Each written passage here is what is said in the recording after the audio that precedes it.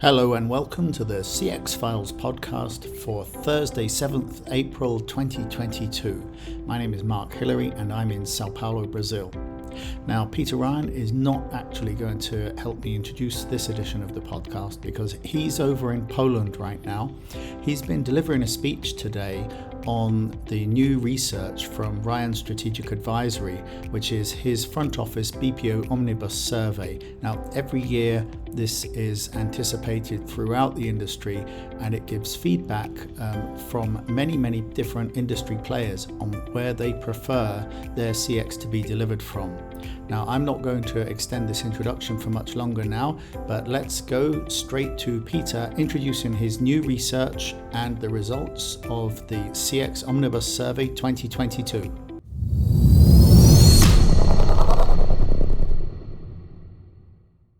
Well, the CX Files is really excited because this is our annual announcement of the top 5 offshore most favored CX delivery locations. Now, this is something that we do every year. This year, it's going to be done in conjunction with a speech I'm giving. By the time you hear this podcast, I will have given in Poland at the upcoming Pro Progressio BPO event in Gdansk, Poland. We're very fortunate to have today with us an all-star team of individuals who have been eating, breathing, and living CX offshore over the course of a good amount of their careers. And I'm going to introduce each one of them in conjunction, starting with Rolana Rashwan, who is based in Cairo. She's the manager of consulting services at Simon Kucher and Partners. We have Anne Harts, who is a site selection specialist with ESRP, based at her base in Manhattan, Kansas. We have Marianne Rutz of Rutz Consulting, who is based in Scotland. Equally speaking, I'm delighted that we are able to include Andrew Wrobel, who is the co-founder of Emerging Europe. He's based in Lisbon today, although he does have a home base of operations across several different European locations. So he's certainly a man about the continent. Dave Rumble of On Consultancy, who's based in the Shrewsbury area of the United Kingdom. Steve Weston of SK Weston and Company from his home office in Baltimore, Maryland. And Sean Goforth, who is based in North Carolina and who is the Director of Syndicated Research for Ryan Strategic Advisory. A big welcome to all of you, and thanks for taking some time today to talk about these very exciting results. Thank you for inviting us. Thanks, Peter. Well, it's always a pleasure to catch up with you individually as well as collectively. Sean, I want to start with you to maybe talk a little bit about the significance of the Ryan Strategic Advisory Front Office CX Omnibus Survey, especially around the top 5 results. If you could give a little bit of editorial to what our listeners are going to be hearing about today and why it's important for the industry, that would be great. Yes, absolutely, Peter. So it's always exciting to realize the results, to see the results of the Ryan Strategic Advisory Omnibus Survey. This year, we sounded nearly 700 CX decision makers across key demand markets. And this has very much become a marquee project of Ryan Strategic Advisory. Above all, what we do is we see that excellence in key markets around the world, and we want to acknowledge that excellence. Beyond that, I think it's important to note the relationship as it changes over time between preferences in key demand markets and delivery markets all around the world. And finally, I would point out that we are seeing, even prior to the pandemic, but certainly something that came about because of the pandemic, that there is a real desire to understand the specific attributes of delivery markets because there's a recognition of the need for diversification in business services delivery. Thanks very much, Sean. And you alluded to a few things that I'm going to discuss very quickly before we get into the top 5 with our esteemed panel. So this year's survey, indeed, as Sean mentioned, we sounded the views of 668 enterprise CX decision makers, individuals that had strategic decision-making responsibility for contact centers within their operations. This was done across 14 different vertical markets, the United States, United Kingdom, Canada, Australia, France, Germany, Spain, and Italy. So to our knowledge, this is the largest buyer survey that's in the industry right now. And we're very excited to share the top 5 most favored offshore delivery locations for customer experience. Now, when we sounded the group of individuals that participated in the survey, they were given a list of roughly 50 different offshore and nearshore destinations. And what we're going to outline are the ones that were ranked the top 5 most favored. And to kick things off, I'm going to start with the first place. We're fascinated this year that we had a statistical tie between India and South Africa. Now, Anne Harts, I'm going to ask you to maybe begin our discussion today to talk a little bit about South Africa in the context of North America, because interestingly enough, in the United States and Canada, South Africa was the most popular offshore destination. And what do you put that down to as somebody who's been involved in BPO site selection over the course of most of your career? Well, it wasn't a surprise to me, actually. I was surprised that it did tie with India. I kind of had a belief that South Africa was going to come up really high in the rankings this year, because we're seeing so much interest around South Africa for site location. It's had its ebbs and flows. There are some areas that are better for the US and the Canadian consumer than perhaps other areas. But, I think when you added cyber, green enterprise, and gaming this year, I do believe that did impact the countries and how they were ranked. I really do. As I look at them compared to last year, I believe that those 3 particular add-ons did impact the way the rankings came out.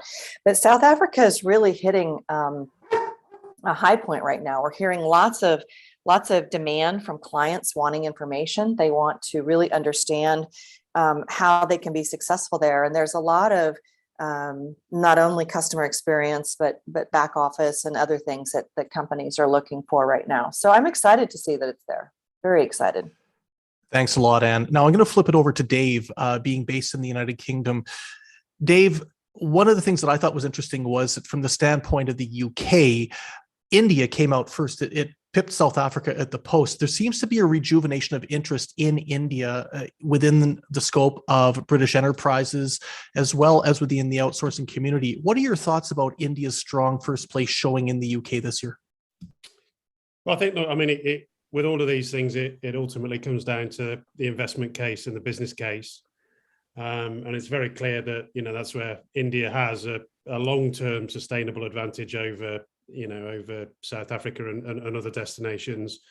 The population, and all of the things that go into access to talent that's needed to support the industry. So it's not really a surprise to me that, that India is featuring, particularly with the economic situation.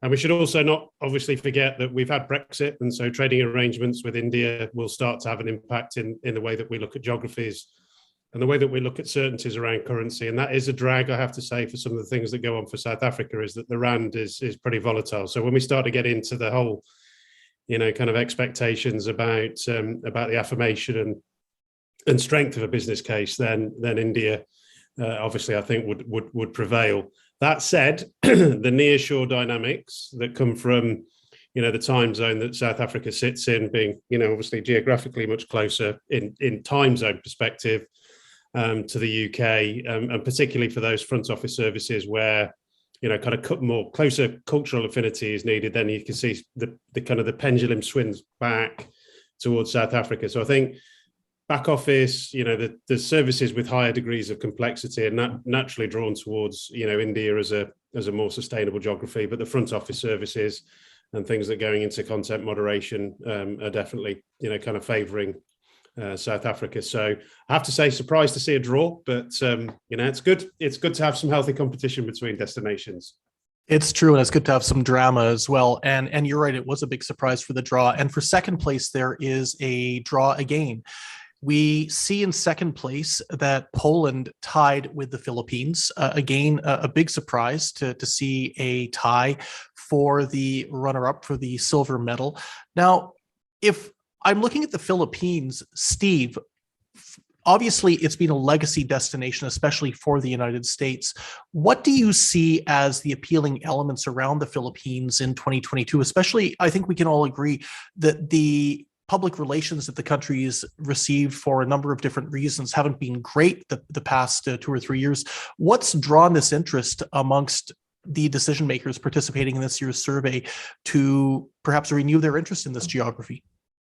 Yes, thanks, Peter. It's first of all, they're superb when it comes to customer care.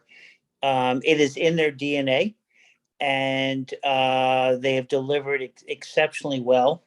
There were some issues during COVID in terms of work at home, so they scrambled a bit, where they took a little bit of a hit on their reputation.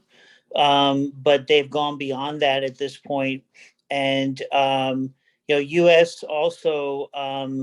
Healthcare is increasingly looking at outsourcing, and the amount of nurses that sit in the Philippines and the expertise around healthcare is a real plus, and that has drawn a lot of some major payers and pharma type companies to the Philippines.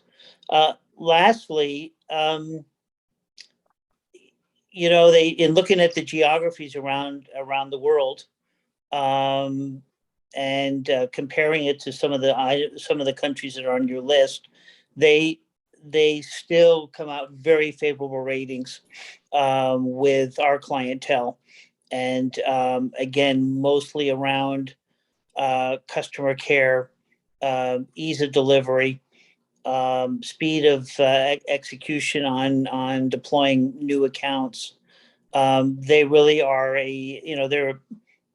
they're a master in the industry, and that continues to be a real plus for them. Thanks, Steve. And thinking about Poland, Andrew, obviously your expertise being originally from Poland and being very familiar with its dynamic, I'd love to get your thoughts about Poland's performance. It's really each year in our top 5 moved further and further up the scale. And this year coming in for a tie for second is just phenomenal.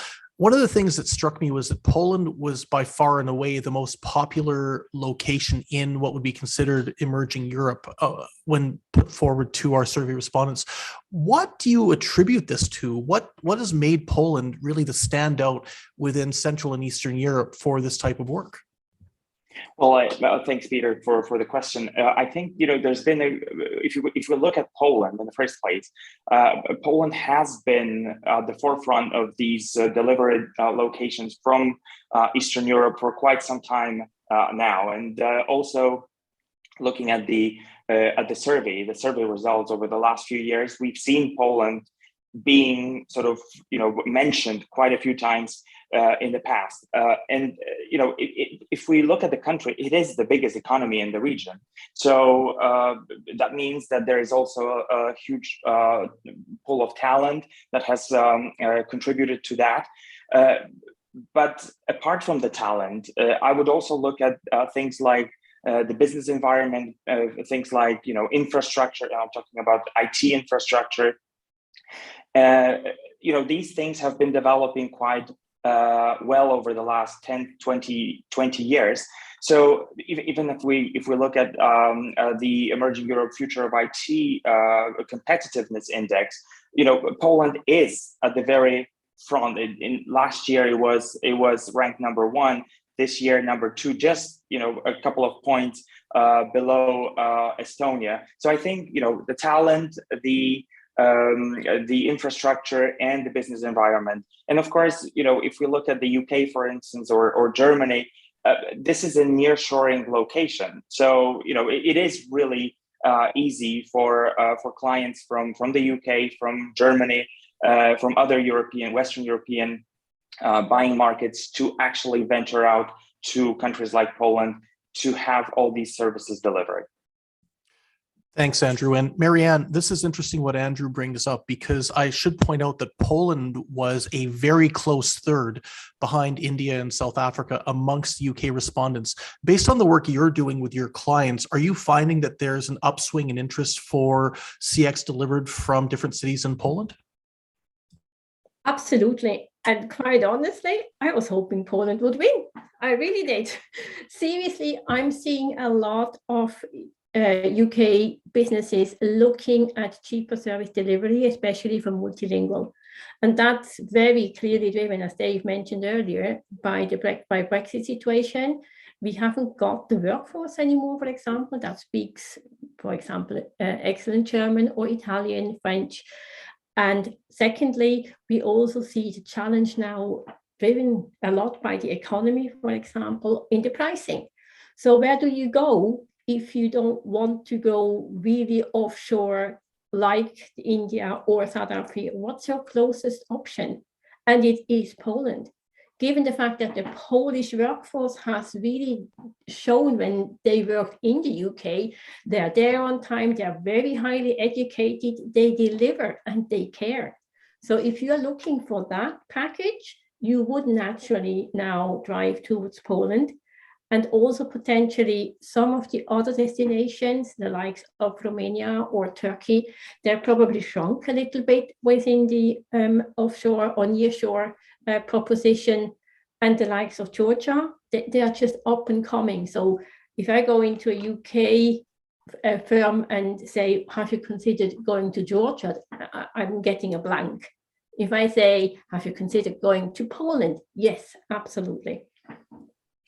Well, that's great. And in the third place, we were delighted that Malaysia had such a strong performance, coming into third spot in the annual top 5 most favored CX locations. But I'm really excited too that in fourth, we're seeing once again Egypt solidifying its position in the top 5, getting a lot of stickiness and a lot of interest.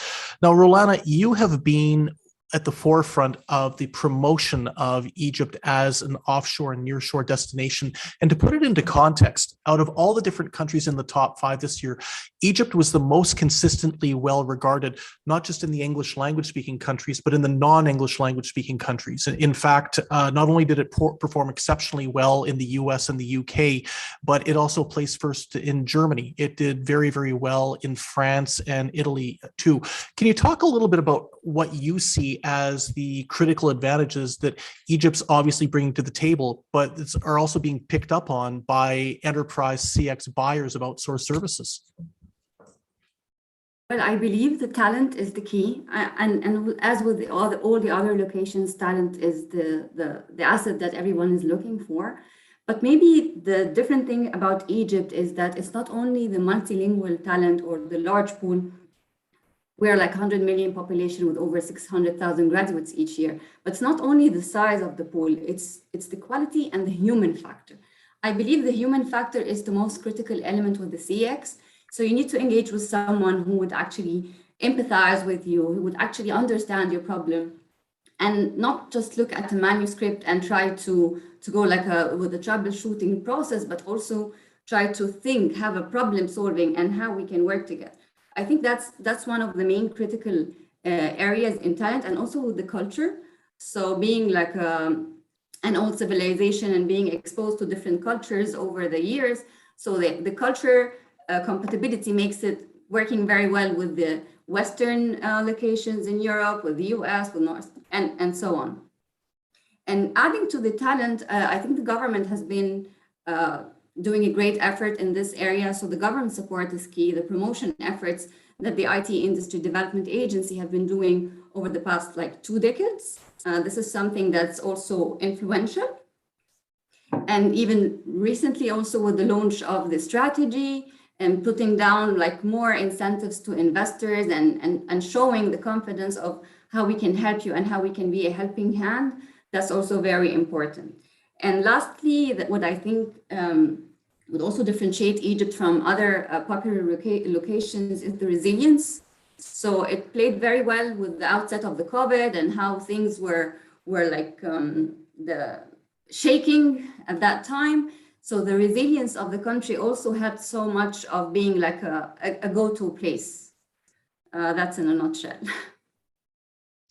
It's a very, very packed nutshell, but I think you've touched on a lot of points that are very salient and speak to the value that Egypt consistently has been bringing for the past couple of decades. I recall my first visit to see the industry was in early 2005, and it has just been getting bigger and better over the course of the years. The names that are in Egypt from the perspective of the BPO community speak for themselves.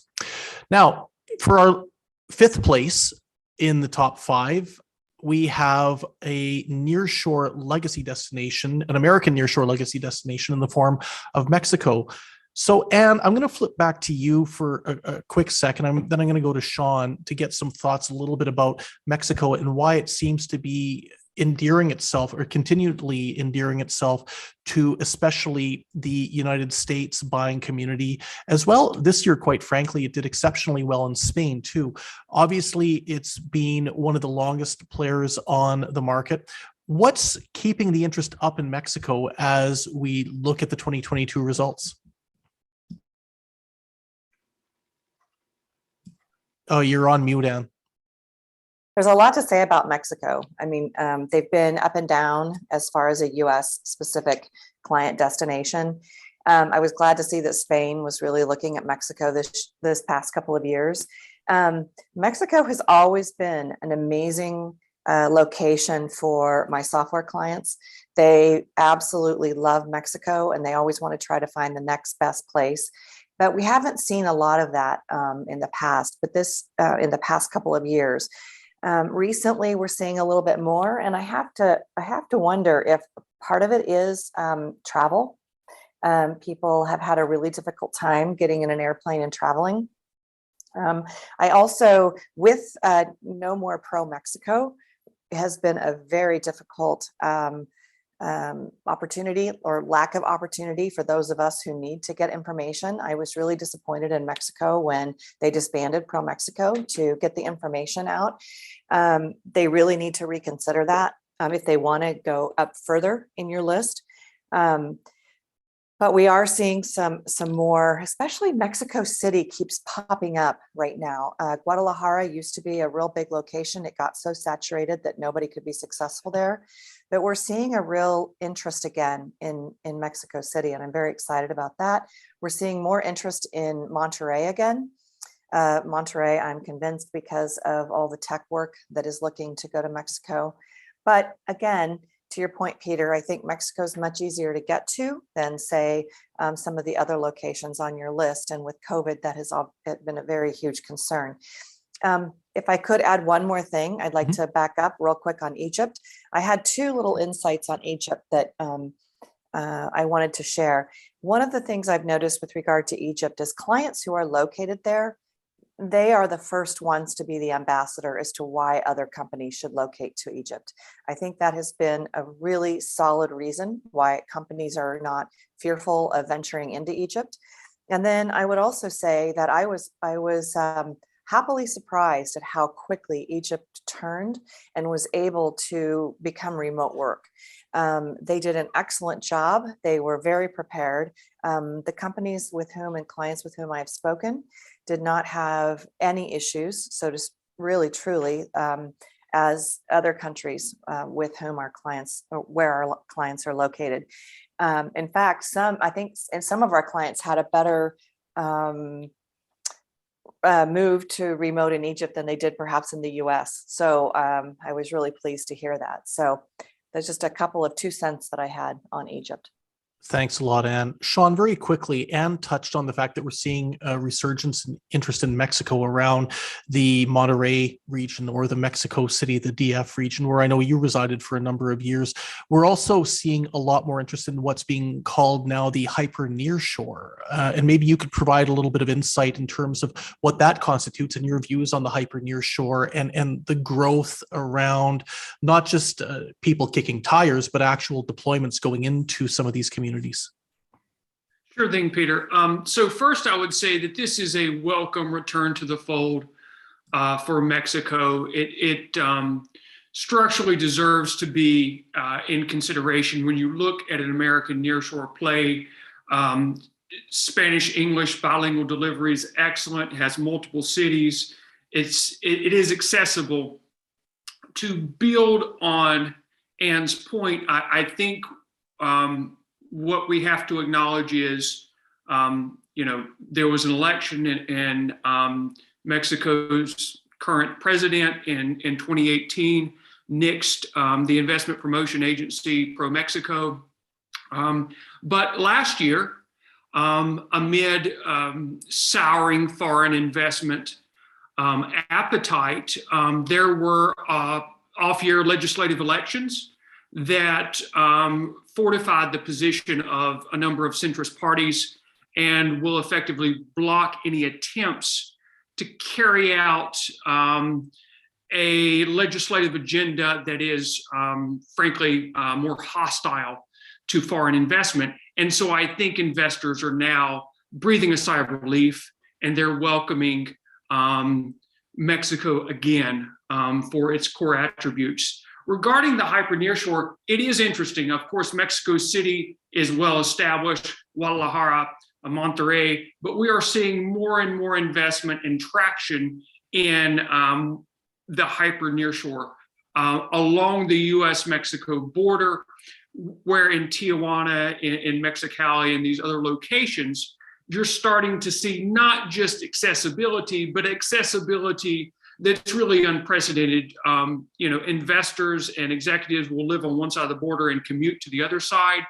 The degree we talk in the industry about cultural affinity, in this case, in the hyper nearshore of Mexico and the US, it's actually more of a complete cultural fusion.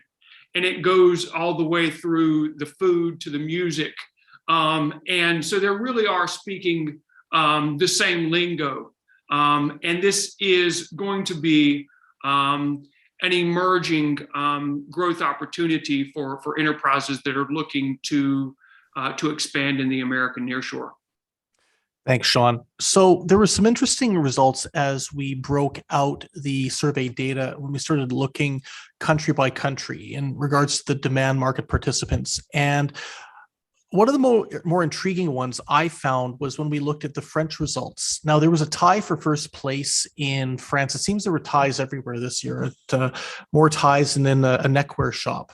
But one of the things that I thought was fascinating was the French numbers, where Senegal, which is an outstanding offshore delivery market, tied for first place with Rwanda. Now, I know that we're fortunate there's a few people who are on our discussion today that were recently in Rwanda on an investment promotion visit. Maybe, Dave, you could talk a little bit about Rwanda and some of the value that perhaps not only French decision makers, but decision makers in other parts of the world are looking at as it relates to the potential for offshore CX. Yeah, I was going to say, I don't know how dangerous this will be, an Englishman offering advice to the French. So you do realize I'm based in Quebec as well. Yeah. So I'll put this under a cautionary note. But what I can say, I've had the good fortune to visit Rwanda, as you mentioned. I mean, as a future player, I'm not sure at a large scale. So it's not a country that's blessed with a huge population.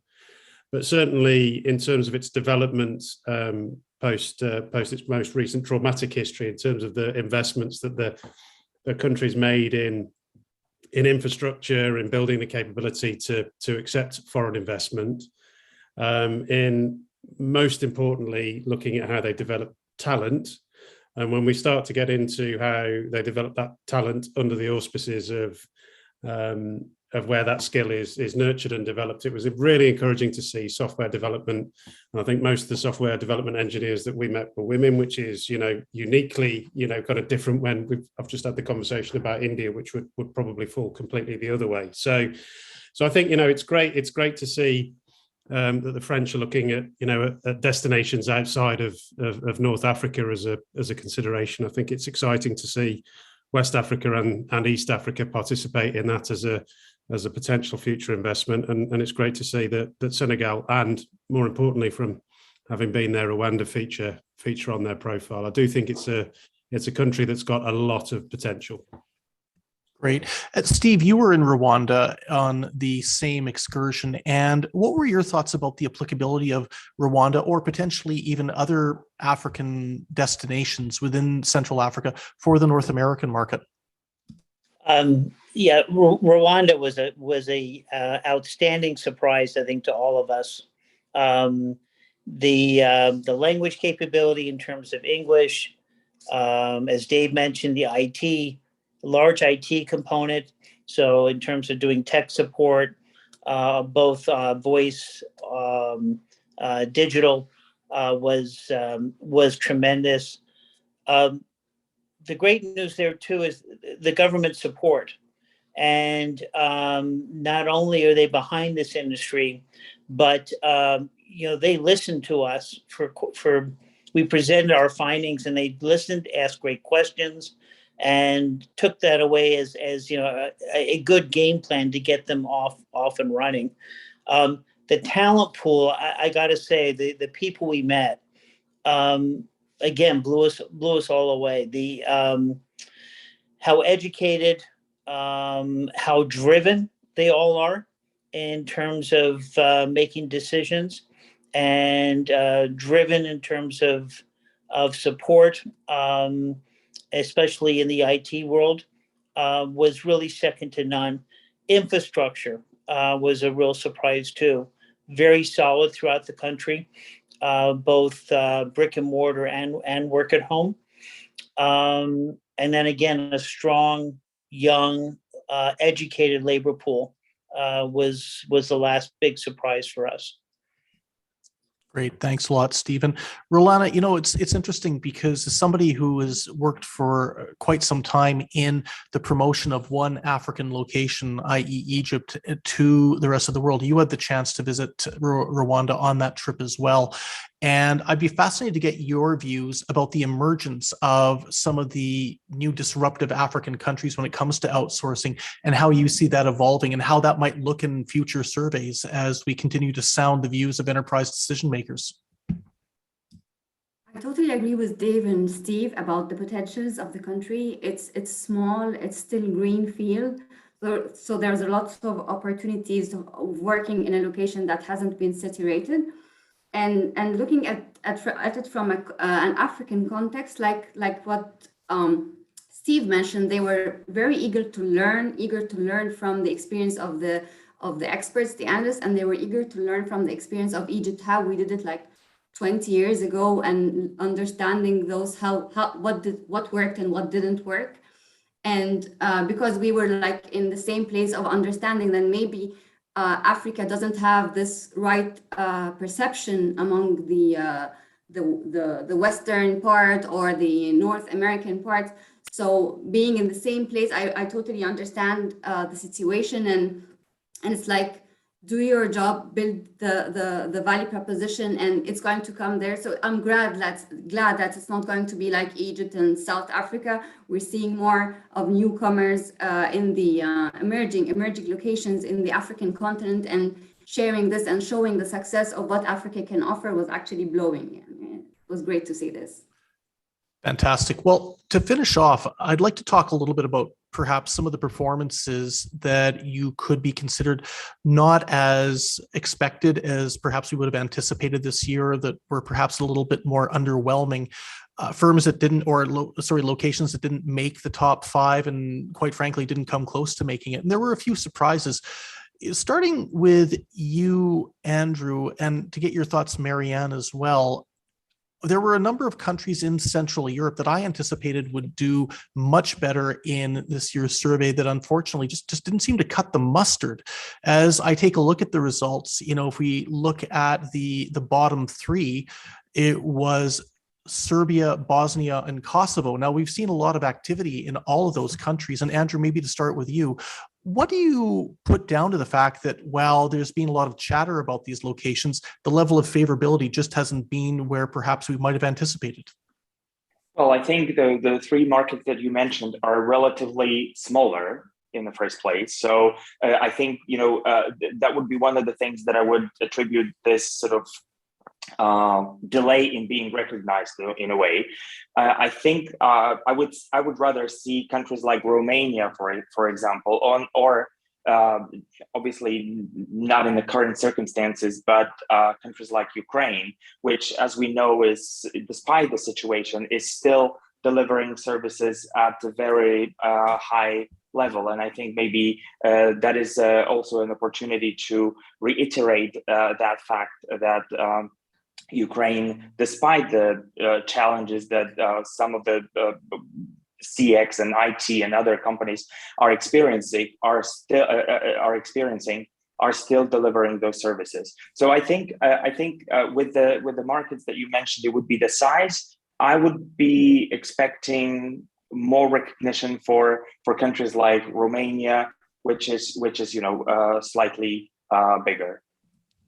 Okay, cool. Thanks, Andrew. And Marianne, one of the other locations where I think a lot of us were anticipating we were going to see a little bit more traction, perhaps even making the top 5, was Jamaica. And while it certainly did well, the anticipation that, especially in the United Kingdom, Jamaica was going to perform perhaps much better than it ever had in the past didn't come to pass. What do you think some of the reasons are for that?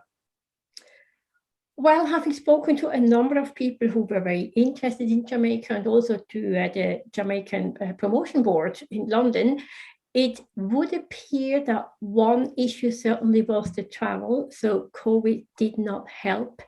The Brits would not travel to Jamaica, couldn't really maybe envisage what the location would be, despite a lot of very interesting projects having gone live in Jamaica. They were mainly American projects. So maybe, and I hope for Jamaica, that this was more a bit of a setback, rather than no, we will never come. It's probably more, it became a harder sell, given that travel was restricted, and given that maybe the UK was looking at where can we get something close that we kind of trust. I think there is a level of trust within the British customer that is probably higher into the likes of, India or into South Africa than Jamaica. They just need to do a bit more work, especially also from a promotional point of view, because those firms who have services in Jamaica, they're absolutely delighted, especially travel industry. They love the service delivery out of Jamaica. Fantastic. Well, look, it's been a fascinating discussion, and a big thank you to each of you, wherever you are located in this big wide world, for taking some time to chat with us today. The top 5 results are, I'm sure, going to intrigue and confound, as they always do, but it's been great to be able to get your analysis, your thoughts, and your insights. So a big, big, big appreciation to one and all. And we look forward to seeing you in 2023 and having the same chat.